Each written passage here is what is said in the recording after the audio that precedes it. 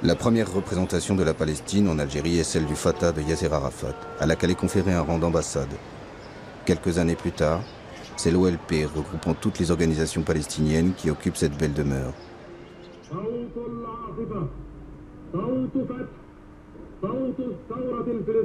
Vers le milieu des années 60, on trouve à Alger plusieurs milliers de Palestiniens. La plupart d'entre eux sont des réfugiés, étudiants ou travaillant pour l'Algérie.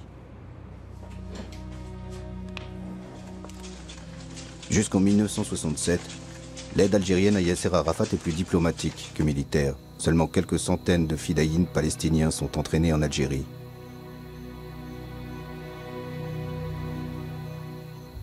أتوجه إلى إخواننا في الجزائر ليقفوا هذه الوقفة، وأنا أذكر قول لبعض إخواني المجاهدين أيام الثورة الجزائرية كانوا يقولون أننا لا نستطيع أن نقول أن الجزائر قد حررت ما دام فلسطين تحت نير الاستعمار.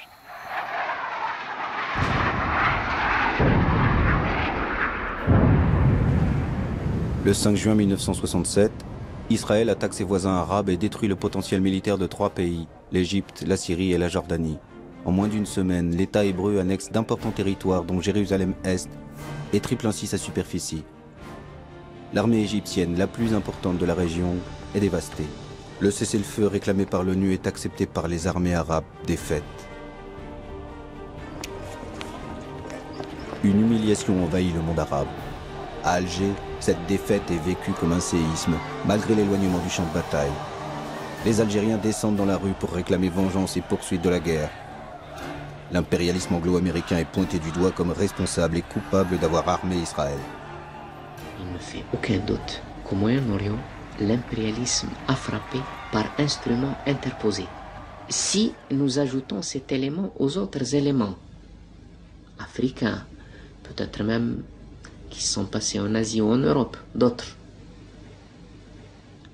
nous sommes obligés d'aboutir à la conclusion qu'il y a un plan impérialiste qui est mis en application.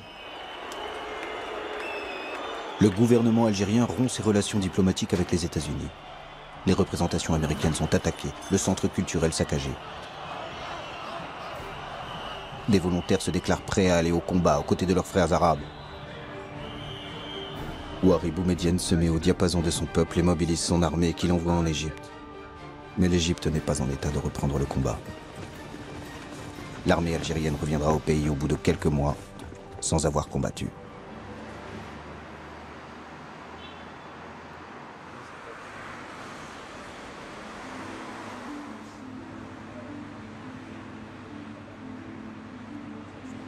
Le Front national de libération du Sud-Vietnam a une ambassade dans le beau quartier d'El Biar. Les Algériens ont une dette envers les Vietnamiens. En 1954, c'était la victoire des communistes vietnamiens contre l'empire colonial français à Dien Bien Phu qui a donné des ailes au FLN algérien pour engager une lutte armée. La solidarité avec la résistance sud-vietnamienne trouve un important écho auprès des Algériens.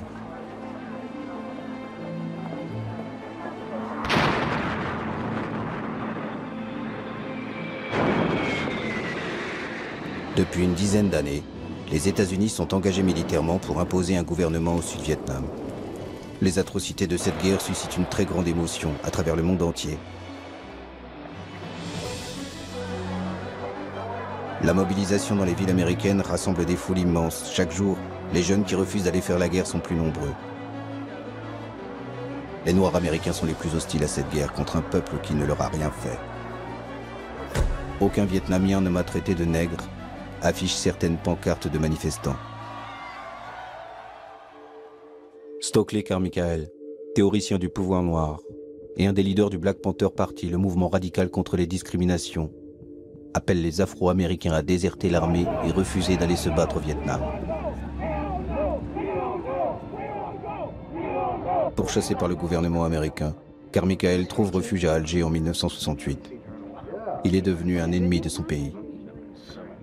And it is important that we begin now to visit African countries so that when the United States invades Africa, as she will have to in the coming years, we will have developed a revolutionary consciousness among African Americans that they will not fight.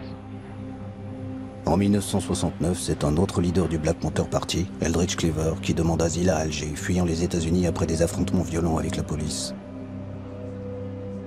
Le gouvernement algérien l'accueille généreusement, met à sa disposition une villa dans le quartier d'El Biyar et lui alloue une bourse mensuelle.